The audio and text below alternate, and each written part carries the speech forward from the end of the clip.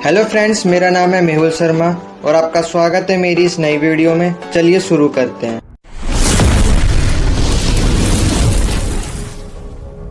दोस्तों, आज हम करने वाले हैं लेसन 9 जिसका नाम है changing mentalities and popular protest, यानी बदलती मानसिकता और लोकप्रिय विरोध। तो अगर आप पहली बार आए तो जल्दी से चैनल को सब्सक्राइब कर दीजिए, वीडियो को लाइक कर दीजिए। अगर आपको इसकी पीडीएफ चाहिए तो आपको मेरे टेलीग्राम चैनल पे मिल जाएगी, जिसका लिंक डिस्क्रिप्शन में दिया हुआ है। वहाँ पे जाके आप डायरेक्ट ज्वाइन कर सकते हैं और वहाँ से सारी पीडीएफ ले सकते हैं। अब देखिए, अर्ली मॉडर्न एरा में यानी 15th सेंचुरी या 16th सेंचुरी के अराउंड क्या हो रहा था कि वहां पे लोगों के पास एक ही रास्ता था अपनी आवाज को बुलंद करने का, वो था प्रोटेस्ट यानी आंदोलन वगैरह करना। अगर उनको राजा के कोई फैसले से कोई दिक्कत होती थी वो आंदोलन करते थे, या फिर राजा कोई भी अत्याचार वगैरह करता था लोगों पे तो लोग आंदोलन करते थे, विरोध प्रदर्शन करते थे। तो इसी वजह से यूरोप में ना कई सारे आंदोलन वगैरह हुए थे, और सबसे बड़ा जो एग्जाम्पल था वो था फ्रांस रेवोल्यूशन, है ना, फ्रांसीसी क्रांति। वो सबसे बड़ा एक एग्जाम्पल था कैसे लोगों ने अपना रेवोल्यूशन को चरम सीमा पे पहुंचा दिया और कैसे राजा को मार डाला था और एक लोकतांत्रिक व्यवस्था को स्थापित किया था। तो मेनली इस चैप्टर में हम वही पढ़ने वाले हैं कि उस समय पे फ्रांस वगैरह में, यूरोप में कौन कौन से मतलब रेवोल्यूशन चल रहे थे, कौन कौन से प्रोटेस्ट हो रहे थे और कौन कौन से पॉपुलर प्रोटेस्ट रहे हैं उस समय पे, हम ये सब जानने वाले हैं। अब देखिए, सबसे पहले हम फ्रांस की बात करते हैं। तो सबसे पहले जो रेवोल्यूशन की स्टार्ट हुई थी वो फ्रांस से ही हुई थी, है ना। फ्रांस में क्या हुआ था, फ्रेंच रेवोल्यूशन हुआ था, लेकिन वो 18th सेंचुरी में हुआ था। उसकी स्टार्टिंग से पहले ना बहुत सारे छोटे छोटे प्रोटेस्ट भी हुए हैं। तो सबसे पहला जो प्रोटेस्ट था जो उस समय पे हुआ था उसका नाम था जैक्यूरी प्रोटेस्ट। तो ये हुआ था 1358 में फ्रांस में, और फ्रांस के नॉर्थ पार्ट में हुआ था। इसमें मेनली जो आंदोलन करते हैं वो किसान होते हैं। अब देखिए, उस समय पे क्या हो रहा था, एरिस्टोक्रेसी का रूल चल रहा था। जो नोबल लोग होते थे, जो अमीर लोग होते थे, वो गरीबों पे अत्याचार करते थे, है ना। जो किसान होते थे उनको उनसे अपनी जमीन पे काम करवाते थे और उनको बहुत कम पैसे दिया करते थे और बदले में उनसे टैक्स भी लेते थे, है ना। तो काफी अत्याचार करते थे। तो किसानों ने काफी ज्यादा आंदोलन करा था, प्रोटेस्ट किया था, और इसमें काफी ज्यादा हिंसा भी हुई थी, है ना। अमीरों के जो घर थे उनको तोड़ दिया गया था, है ना। कई सारे लोगों को मार दिया गया था, तो उसमें कई जाने भी गई थी। तो काफी उस समय पे काफी ज्यादा हिंसक प्रोटेस्ट रहा था ये। लेकिन देखिए, जो अमीर लोग होते हैं वो इतने ज्यादा पावरफुल होते हैं, तो वो गरीबों की आवाज दबा देते हैं, वो सभी किसानों को फांसी दिलवा देते हैं ना। तो इसमें ना बहुत सारे लोगों की हत्या हो गई थी, है ना, उनको फांसी दे दी गई थी। और उन्होंने पूरे विद्रोह को, जो प्रोटेस्ट चल रहा था, उसको दबा दिया था। तो एक तरीके से आप ये कह सकते हैं कि फ्रांस में ना मतलब पहला ये प्रोटेस्ट था जो फ्रांस में हुआ था, और इसी के बाद से फिर बहुत सारे प्रोटेस्ट होना स्टार्ट हो गए थे। तो शुरुआत इसकी ना इसी प्रोटेस्ट से हुई थी। तो ये सिर्फ फ्रांस का ही नहीं, पूरे यूरोप का सबसे पहला रिवॉल्ट या प्रोटेस्ट था। अब देखिए, स्प्लिट इन द कोलिजन, यानी ये जो प्रोटेस्ट के लिए जो लोग इकट्ठा हुए थे, सभी किसान लोग, अगर इनमें स्प्लिट कैसे हो गया, और ये मतलब इनका जो प्रोटेस्ट था वो खत्म कैसे हो गया। अब देखिए, जब आंदोलन की शुरुआत हुई थी, जो इनके जो नेता थे वो काफी ज्यादा पढ़े लिखे थे और समृद्ध थे, यानी इनके पास पैसा ठीक ठाक था। लेकिन जो लोग थे प्रोटेस्ट करने वाले वो सारे गरीब थे, है ना। तो इसकी वजह से क्या होता है कि फूट पड़ जाती है, और जो आइडियोलॉजी होती है, जो स्ट्रेटेजी होती है, वो डिफरेंट होने के कारण क्या होता है कि स्प्लिट हो जाता है। तो गरीब लोग अब अलग हो जाते हैं, और गरीब लोग के जो नेता वगैरह होते हैं ना, जैसे सरपंच वगैरह होते हैं ना गाँव में, वैसे ही जो गरीब लोग थे विलेज के, गाँव के, तो उनके जो कप्तान होते हैं या सरपंच होते हैं, तो वो भागदौड़ संभाल लेते हैं आंदोलन की। तो देखिए, पहले थे पढ़े लिखे लोग और समृद्ध लोग, है ना, तो वो आंदोलन की शुरुआत करते हैं, लेकिन फिर आइडियोलॉजी के मतलब डिफरेंस के कारण क्या होता है कि ये स्प्लिट हो जाता है। जो अमीर लोग थे वो हट जाते हैं, फिर जो गरीब लोगों के बीच जो गांव के जो कप्तान होते हैं वो भागदौड़ संभाल लेते हैं, और इन सबकी देखरेख एक व्यक्ति कर रहे थे जिनका नाम था गिलाउम केले, है ना। आपको इनकी इमेज दिख रही होगी। इनको बाद में सजा दे दी जाती है मौत की, है ना। इनका जो सर है वो काट दिया जाता है, और इनके मरने के बाद जो प्रोटेस्ट है वो खत्म हो जाता है। अब देखिए, क्या हो रहा था कि उस समय पे अर्बन और रूरल यानी शहरी और ग्रामीण जो लोग हुआ करते थे उनके बीच में काफी ज्यादा डिफरेंस हुआ करता था, है ना। जो अर्बन लोग थे वो अपने आप को काफी ज्यादा समृद्ध मानते थे, पढ़े लिखे मानते थे, है ना, क्योंकि उस समय पे जो मिडिल क्लास था उसका मतलब राइज हो चुका था ना, लोग पढ़े लिखे हो गए थे। तो इसकी वजह से क्या होता है कि जो गरीब लोग होते हैं वो अपने आप को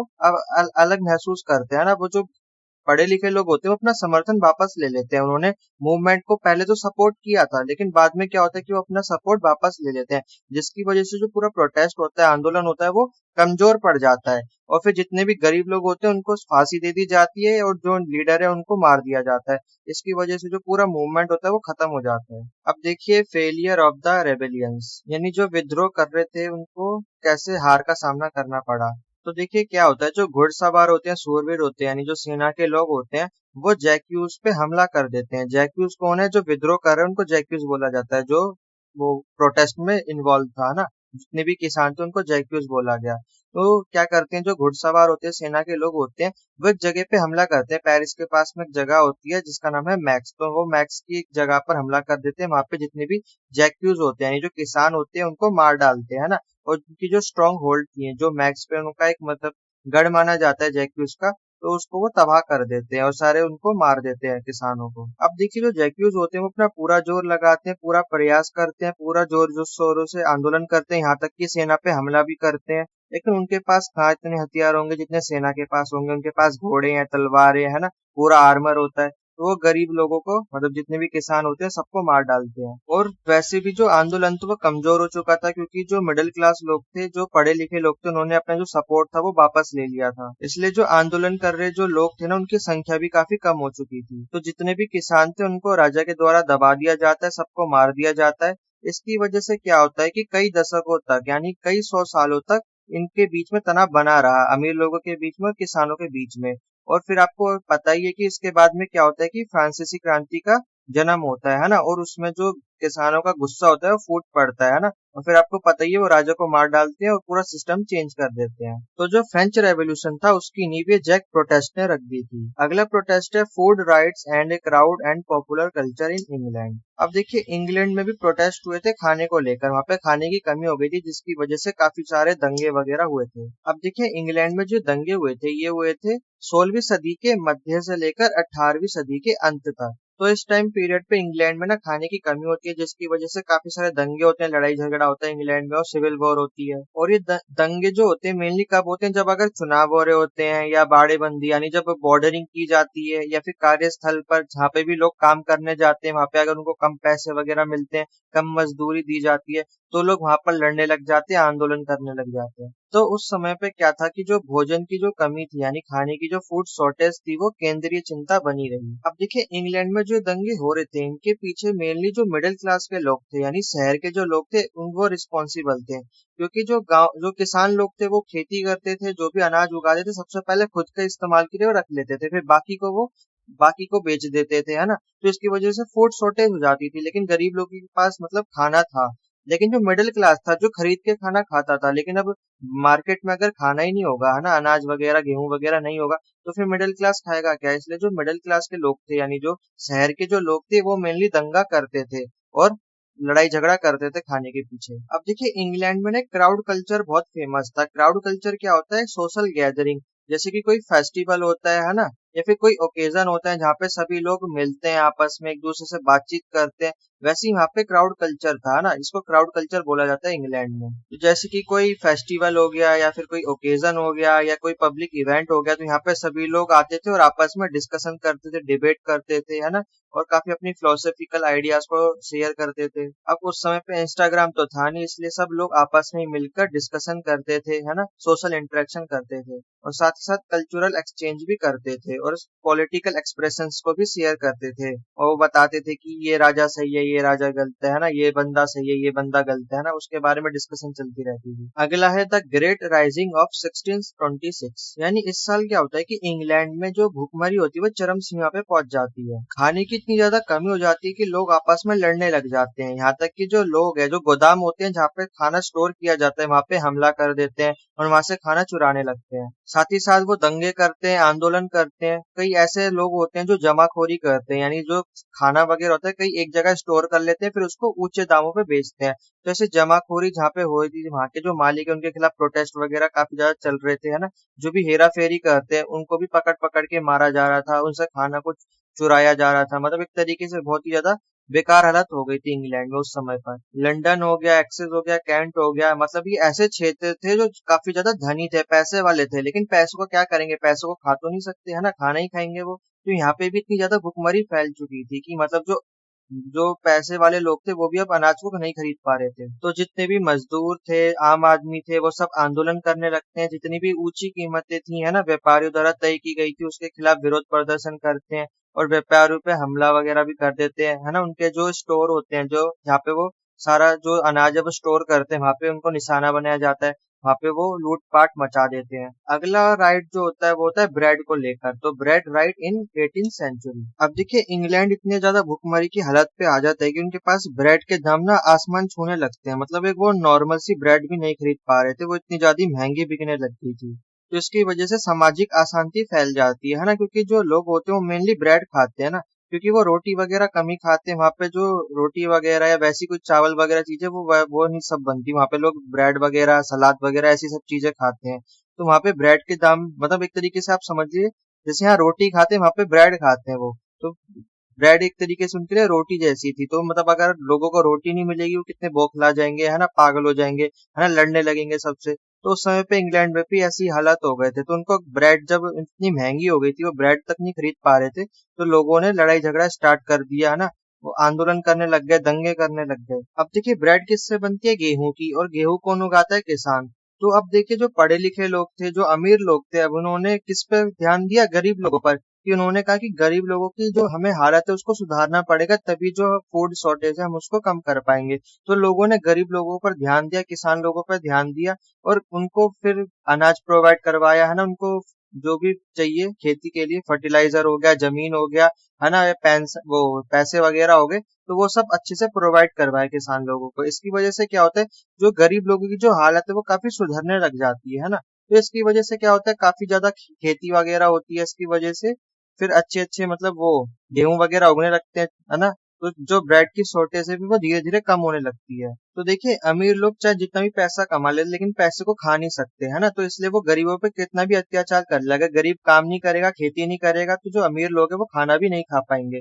तो आप देख ही सकते हैं जैसे ही ब्रेड के दाम इतने बढ़ गए कि जब अमीर लोग ब्रेड भी नहीं खरीद पा रहे थे, तो उन्होंने फिर गरीब लोगों पर ध्यान देना शुरू करा, जिसकी वजह से फिर गरीब लोगों की जो हालात है वो थोड़े बेहतर होने लगे। अब देखिए जो सरकार होती है वो काफी सारे स्टेप उठाती है। उस समय पे सरकार क्या करती है कि सबसे पहले तो जो जो गेहूं वगैरह जो अनाज बेचा जा रहा है उसकी जो जमाखोरी होती थी उस पर कंट्रोल किया, सारा कंट्रोल सरकार ने अपने हाथों में ले लिया। अब वही डिसाइड करती है किसको कितना देना है ना। तो सारे जितने भी सेंटर्स जहाँ पे स्टोर किया जाता था गेहूं वगैरह, उस सब पे अपना कंट्रोल स्थापित कर लिया। साथ ही साथ सरकार ने कई सारे चैरिटेबल रिलीफ प्रोग्राम चलाए, और साथ ही साथ उन्होंने जो गेहूं है ना ग्रेन्स को इंपोर्ट करना स्टार्ट कर दिया। दूसरे देशों से उन्होंने गेहूं को अपने यहाँ मंगाया, और इन्होंने सामाजिक असमानताओं को दूर करने के लिए गरीबों पे ध्यान दिया, है ना, उनपे उनको जो पैसे वगैरह प्रोवाइड करवाए, जमीन दी, है ना, फर्टिलाइजर्स वगैरह दिए ताकि वो अच्छे से खेती कर सके, और जो देश है ना उसको गरीबी से, है ना, वो खाने की जो किल्लत हो रही है उससे निकाल सके। और उस समय पे जितने भी दंगे वगैरह हो रहे थे तो उनको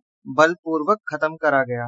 अगला है द रिफॉर्मेशन मूवमेंट, यानी सुधार आंदोलन। अब देखिए इस आंदोलन में क्या होता है, जर्मनी में विद्रोह होता है, किसके बीच, किसान के बीच में और अमीर लोगों के बीच में।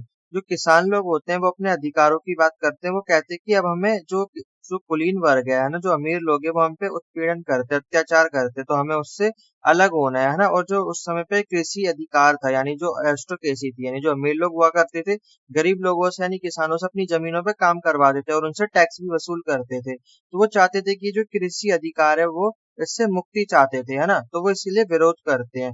और वहां पे दो हस्ती भी होती हैं, एक तो होते हैं ज्विंगली और एक होते हैं थॉमस। तो ये दोनों फिलोसफर होते हैं उस टाइम पे। तो ये दोनों जो ये आंदोलन चल रहा था इसका सपोर्ट करते हैं। अब जिस समय ये आंदोलन चल रहा था तो वहां का राजा था चार्ल्स फिफ्थ। तो जो चार्ल्स फिफ्थ था वो एक पावरफुल मोनार्क था, है ना। तो उसके जो अथॉरिटी थी उसको चैलेंजेस मिल रहे थे। तो जर्मनी का जो विद्रोह था वो तो चल ही रहा था, साथ ही साथ में एक और विद्रोह चल रहा था कैस्टिल में। कैस्टिल एक जगह है फ्रांस में। तो वहां पे जो कैमिनेरो विद्रोह चल रहा था, वहां के जो लोग विद्रोह कर रहे थे उनको कैमिनेरो बोला जाता है। तो काफी सारे विद्रोह चल रहे थे। तो ये पावरफुल मोनार्क था, तो ये क्या करता है, अपने बलपूर्वक आर्मी का इस्तेमाल करके इन रेवोल्यूशंस को खत्म करवा देता है, और जो रिफॉर्मेशन चल रहे थे उन सबको समाप्त करवा देता है जर्मनी में। और आप तो ये थोड़ी हिस्ट्री पढ़कर आ चुके ना मार्टिन लूथर के बारे में, कैसे इन्होंने रिफॉर्मेशन की शुरुआत करी थी, है ना। ये अपनी जो थीसिस थी 95 थीसिस, उसको जो चर्च के गेट थे उस पर ठोक कर आ गए थे, है ना। ये सब तो आप पढ़ के आ ही रखे हैं।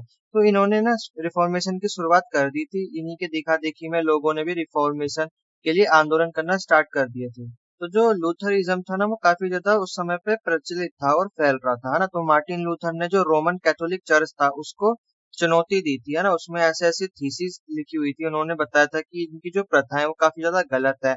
और उस समय पे जो चर्चेस के लोग थे, यानी जो पॉप वगैरह थे, जो बिशप्स होते थे, प्रीस्ट होते थे, वो काफी गलत चीजें कर लेते, जो मतलब एक प्रीस्ट को नहीं करना चाहिए वो सब चीजें कर रहे थे। तो मार्टिन लूथर ने चर्च की काफी ज्यादा बुराई वगैरह करी थी और लोगों को रिफॉर्मेशन के लिए काफी ज्यादा प्रेरित भी किया था। अब जर्मनी के साउथ वेस्ट पार्ट में 1524 को एक और रिवोल्ट होता है। तो इस प्रोटेस्ट का नाम होता है विस्ग्राउ प्रोटेस्ट। तो उस समय जो किसान थे वो रिफॉर्मेशन से प्रेरित थे, तो वो रिफॉर्मेशन की मांग करते हैं और वो जो वहाँ का रूलर होता है, वहाँ के जो भी वो नियम और कानून होते हैं उसको फॉलो करने से मना कर देते हैं। साथ ही साथ वो चर्च का विरोध करते हैं, वहाँ का जो पादरी होता है उसकी बात नहीं मानते हैं, उनकी जो मान्यताएं थी पुरानी उनको भी वो नकार देते हैं। तो जो राजा है वो उसको आंदोलन को समाप्त करवाने के लिए सेना भेजता है। तो जो लोग होते हैं वो सेना से लड़ते हैं, है ना। हार के बावजूद भी जो सुधार है वो रुकता नहीं है, रिफॉर्मेशन लगातार चलता रहता है और वो लगातार जो कैथोलिक सिद्धांत थे, है ना, उनकी जो मान्यताएं थी उनको चुनौती देते रहे थे। और जो कट्टरपंथी थे जिन्होंने हथियार उठा लिए थे, जो सेना से युद्ध कर रहे थे, तो उन्होंने ना अपनी बातों को मनवाने के लिए काफी ज्यादा एफर्ट्स मारे। और जो एक जगह थी मुंस्टर नाम की, वहां पे इन्होंने ये सब रिफॉर्मेशन को लागू भी कर दिया था और उन्होंने कई सारे सामाजिक सुधार भी किए। अब देखिए जो रिफॉर्मेशन है उसकी शुरुआत जर्मनी से होती है, लेकिन जर्मनी में जब लड़ लुड़ के रिफॉर्मेशन हो जाता है तो फिर ये जो रिफॉर्मेशन है ये बाहर के दूसरे देशों में भी फैलता है। तो जर्मनी के बाहर भी विद्रोह होना स्टार्ट हो जाते हैं और रिफॉर्मेशन की मांग उठती है। फिर क्या होता है, इंग्लैंड में भी सुधार की मांग उठती है, वहां पे भी विद्रोह होना स्टार्ट हो जाते हैं। फिर डच रिपब्लिक की स्थापना होती है इंग्लैंड में और ये रिफॉर्मेशन को ला देते हैं। फ्रांस में भी जो धार्मिक अशांति थी वो फैल जाती है ना, इसकी वजह से वहां पे भी रिवॉल्ट्स होने स्टार्ट हो जाते हैं, रेवोल्यूशन की मांग होती है ना। लोग रिफॉर्मेशन चाहते थे, है ना, चर्च से, क्योंकि जो चर्च था ना कैथोलिक, उन्होंने काफी सताया था लोगों को ना, गरीब लोगों पे काफी अत्याचार कर रखा था। तो लोग काफी ज्यादा विद्रोह करते हैं और रिफॉर्मेशन की मांग करते हैं। मेनली ना यूरोप में ना ऑटोनॉमी की मांग उठने लगी थी। अब लोग चाहते थे कि अब हमें चर्च के मतलब अधीन नहीं रहना है ना, अब हमें खुद की स्वतंत्रता चाहिए, हमें खुद का एक अलग से धर्म चाहिए। जैसे जो प्रोटेस्टेंट धर्म है ना वो अलग से एक सेक्ट बन जाता है ना क्रिश्चियनिटी में। अब लोग चाहते थे कि अब वो जरूरी नहीं है चर्च में जाके प्रेयर करें, हम वो घर पे भी प्रेयर कर सकते थे, है ना। उनको कई सारे रिफॉर्म्स चाहिए थे। जो मार्टिन लूथर थे उन्होंने अपनी कई सारी थीसिस लिखी थी, तो उन थीसिस के चलते वो जो लोग है वो अपनी मांग रखते हैं, है ना, और अपना अलग से एक धर्म बनवाते हैं, प्रोटेस्टेंट धर्म। और वो चाहते हैं कि इस मामले में जो गवर्नमेंट है उस समय के, मतलब जो राजा है, वो उसका इंटरफेयर कम हो जाए, है ना, वो इसमें हस्तक्षेप ना करे, है ना। जो भी रूल और रेगुलेशन वो चाहते हैं लोग बनवाना, उनके हिसाब से चले, उनको पूरी ऑटोनॉमी चाहिए, है ना। राजा कोई भी हस्तक्षेप नहीं होना चाहिए उनके अलग से धर्म में, और मतलब उल्टा उनको मान्यता देनी चाहिए। यानी जो प्रोटेस्टेंट सेक्ट बना रहे हैं तो राजा को मान्यता देनी चाहिए उस सेक्ट को। तो इसकी वजह से क्या होता है, पूरे यूरोप में जो सेंट्रल अथॉरिटी होती है और जो लोकल ऑटोनॉमी होती है उसके बीच में काफी टेंशंस बढ़ जाती हैं। अब यूरोप में जो सेंट्रल अथॉरिटी थी वो ये चाहती थी कि कैथोलिक चर्च बना रहे, उसकी पावर बनी रहे, है ना, उसका लोगों पे डोमिनेंस रहे। लेकिन जो लोकल ऑटोनॉमी थी, जो लोकल लोग थे, वो ये नहीं चाहते थे। वो चाहते थे अलग से एक प्रोटेस्टेंट सेक्ट बटे, है ना, और जो कैथोलिक चर्च जो लोगों पे अपनी मनमानी करता है वो अपनी मनमानी ना कर सके और लोगों पे अत्याचार ना कर सके। तो ये जो टेंशन था 16th सेंचुरी तक काफी ज्यादा बढ़ गया था। लेकिन बाद में आप सभी जानते हैं कि जो अलग से प्रोटेस्टेंट सेक्ट बढ़ जाता है और जो राजा होता है वो इसको मान्यता दे देते हैं, है ना। अलग से फिर दो सेक्ट बढ़ जाते हैं क्रिश्चियनिटी में और लोगों को धीरे धीरे ऑटोनॉमी मिल जाती है। तो यानी ये जो रिफॉर्मेशन का जो प्रोटेस्ट था वो सक्सेसफुल हो जाता है, लेकिन इसको होने में काफी ज्यादा टाइम लगता है। तो यहीं पे हमारा चैप्टर फिनिश होता है। तो आपने देख लिया कि उस समय पर कितने सारे प्रोटेस्ट चल रहे थे यूरोप में। तो ये इस सब्जेक्ट की ना आखिरी लेसन था। तो इससे जो पूरा सब्जेक्ट है ये कंप्लीट हो गया। इसकी जो पूरी प्लेलिस्ट आपको डिस्क्रिप्शन में मिल जाएगी, वहां पे जाके आप पूरी प्लेलिस्ट देख सकते हैं, ठीक है। लाइक कर दीजिए, वीडियो को सब्सक्राइब कर दीजिए, और अगर पीडीएफ चाहिए तो आपको टेलीग्राम पे मिल जाएगी, है ना। वहाँ पे इंग्लिश और हिंदी दोनों में मिल जाएगी आपको। तो डिस्क्रिप्शन में लिंक दिया है, वहाँ पे जाके आप डायरेक्ट ज्वाइन कर सकते हैं। तो मैं मिलता हूँ आपको इसकी अगली वीडियो में, तब तक के लिए जय हिंद।